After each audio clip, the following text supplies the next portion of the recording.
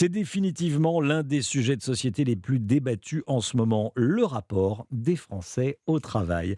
On parlait de la réforme des retraites il y a quelques minutes. Alors on s'intéresse maintenant à une expérimentation, écoutez bien, menée avec les agents de l'URSSAF de Picardie.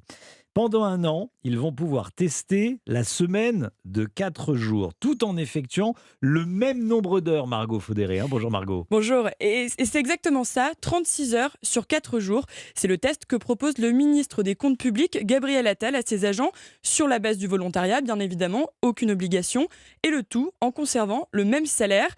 Mais pour ce militant de la CGT URSSAF Île-de-France, cette proposition ne résout pas du tout le problème des conditions de travail des agents.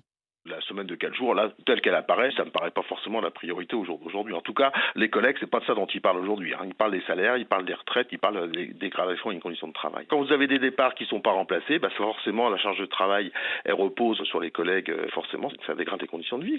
Alors de son côté, le gouvernement justifie cette initiative comme une piste vers le travail et mieux. Dans l'entourage du ministre, on reconnaît que le rejet très fort de la réforme des retraites montre que quelque part, les Français ne sont pas heureux d'aller au travail et qu'il faut y remédier.